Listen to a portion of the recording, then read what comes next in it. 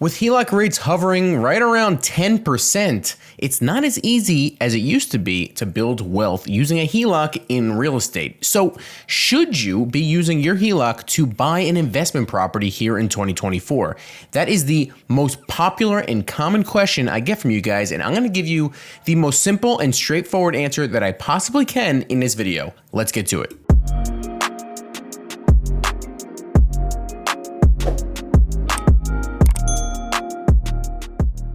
What is up, everybody? Welcome back to the channel. If you didn't already know, my name's Jay Costa. I am a real estate agent, investor, and builder here in Northern New Jersey. And if you get value after watching this video, please smash that like button down below and also consider subscribing.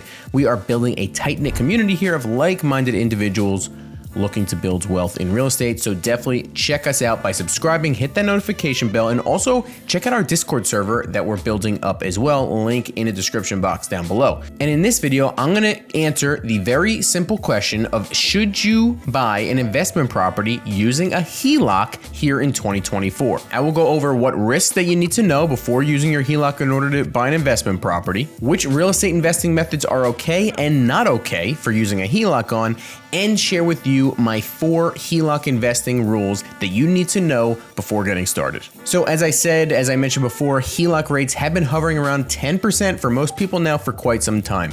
And a lot of us have built up equity in our homes after the last few years.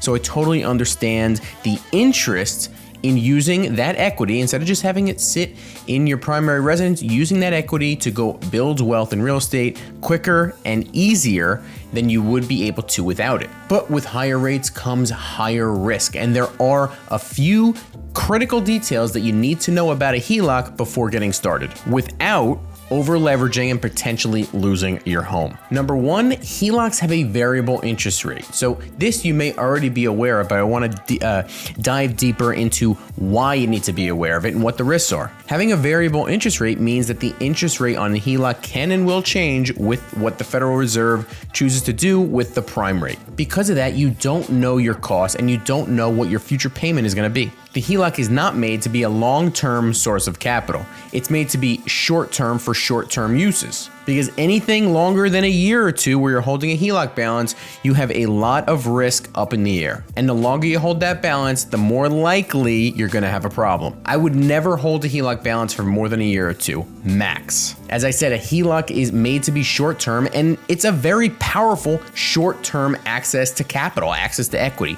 But if you're gonna be planning on holding that balance for longer than 2 years, you may wanna look elsewhere. Number 2, the HELOC lender can actually call back your HELOC balance at any time for any reason. Because of this, you should never take money out of your HELOC that you don't have another way to pay it back. And lastly, because of the short-term nature of the HELOC, you need to have a clear and predetermined exit strategy in place before getting started. So let's get to investment properties. There are 2 main versions of investment properties. Number 1 is fix and flip investment properties, and number 2 is long-term rental properties. You can use a HELOC for either of these investing strategies, but in 2 very different ways. Let me explain. Since a fix and flip is short-term by nature, a HELOC is perfect for these sorts of investments. This is because you already have a clear and predetermined exit strategy in place. That is, when you go sell the property for a profit, you take that money from the sale and you pay off the HELOC and pocket the rest. That's your exit strategy. So use the HELOC to buy the property, use it to rehab the property, whatever you want. Just make sure that it doesn't go on for longer than 2 years. And once you sell, use the proceeds from the sale to pay off the HELOC and pocket the rest, and then move on to the next investment. But for long-term rental properties, it's a little bit more complicated because you won't be selling that property right away. So for that reason, I would not use a HELOC on a long-term rental property unless it matches 2 main criteria. Number 1, you should only be buying a rental property that needs to be updated or worked on or rehabbed or renovated. And number 2, plan on using the cash out refinance after you do that work to renovate the property. In this case, the cash out refinance is the exit strategy. And if that's not in your plan, you will be simply holding a HELOC balance for a very long period of time, leaving yourself susceptible to market changes and rate changes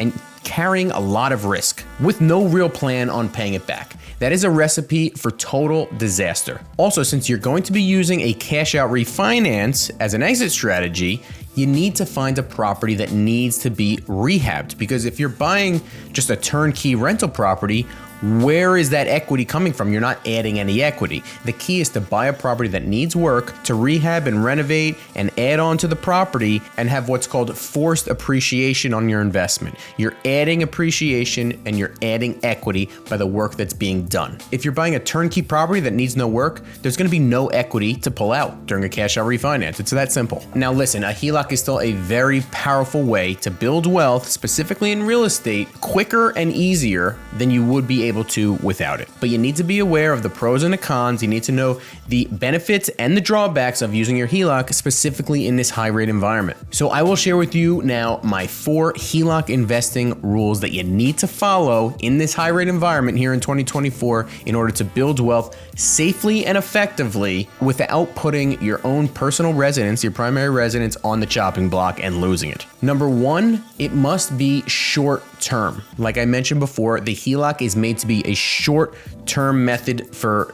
accessing capital and equity in order to invest, not long-term. Anything under 2 years to me is fine. Over 2 years, you may want to look elsewhere for your capital. And there's other ways to get capital as well. Obviously, partners, outside investors, and then if you just talk about the equity in your property, you could access that equity in a couple other different ways other than a HELOC.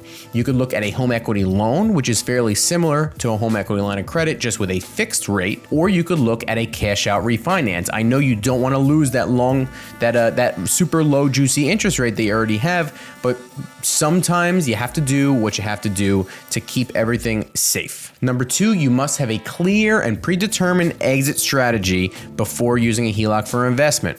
This was mentioned before as well. You need to know how you're going to pay off that HELOC within 2 years of taking a balance out. So for a fix and flip project, that exit strategy is when you sell the property. For a longer term rental property, the exit strategy is, as mentioned before, a cash out refinance. If you're not doing one of those 2 things, don't use your HELOC. Use other methods to access your equity, like I mentioned before, a home equity loan or a cash out refinance. Number 3, don't over leverage and take money out of a HELOC that you have no other liquid way to pay it back. This sometimes people think is way too conservative of me, and listen, everyone's going to be different. Everyone's going to have different risk tolerances depending on their situation. But me personally, I own a home that my family lives in, my children live in. I'm not ever taking money out of my HELOC that I don't have money somewhere else to pay it back. I'm talking retirement accounts. I'm talking anything, any which way that you could find the money to pay off that balance. Because as I mentioned before, the HELOC lender can call back that balance at any time. So if they call back that balance tomorrow and you don't have a way to pay it somewhat quickly, don't use your HELOC. And lastly, number 4, only use your HELOC on things that are either going to make or save you money. For instance, of course, fix and flips, real estate investing in general, always a great way to build wealth pretty safely. You could also use it for non-real estate investing stuff that will save you money, like consolidating debt or something like that. But you need to be aware and be honest with yourself that if you use your HELOC to pay off and consolidate debt in some other account, in order to save on interest, that you're not just going to get yourself in that same consumer debt problem